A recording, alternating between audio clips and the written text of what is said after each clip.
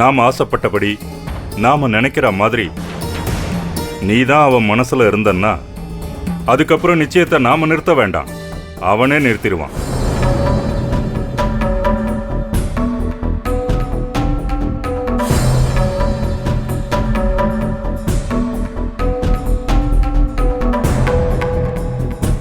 இன்னும் என்னடி யோசிச்சுட்டு இருக்க?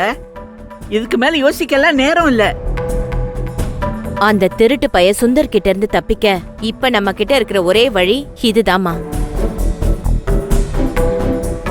இத்தனை நாள் நீ இங்க வந்து கஷ்டப்பட்டதெல்லாம் செழியனுக்காக தானே?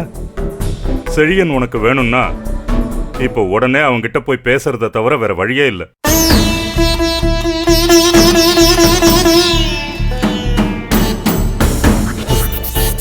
அந்த சுந்தர் வேற என்ன அருமும் காயத்ரி பின்னாடி கண்குத்தி பாம்பா சுத்திக்கிட்டு இருக்கான். அப்படி இருக்கிறப்ப காயத்ரி எப்படி செல்லியனை பார்த்து தனியா பேச முடியும்? பேசணும்னு முடிவு பண்ணிட்டா எத்தனை தடை இருந்தாலும் சரி அதை தாண்டி போய் பேசலாம். அதுக்கு சுந்தர் தடையா இருந்தா அவனுக்கு தடையா நாம இருப்போம், அவ்வளவுதானே?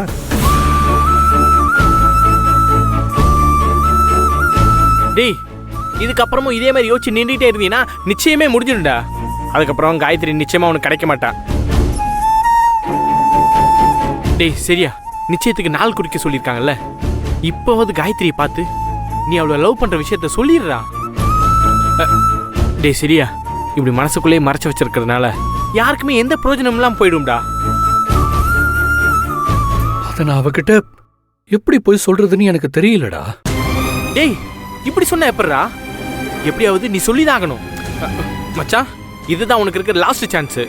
இதை மட்டும் நீ மிஸ் பண்ணன்னு வச்சுக்க, அதுக்கப்புறம் அந்த ரேஸ்மாவை கட்டிக்கிட்டு மனசுக்குள்ள காயத்ரியை சுமந்துக்கிட்டு வாழ்க்கை பூரா நரகத்தில் வாழ்ற மாதிரி வாழ்ந்துக்கிட்டே இருக்க வேண்டிதான்.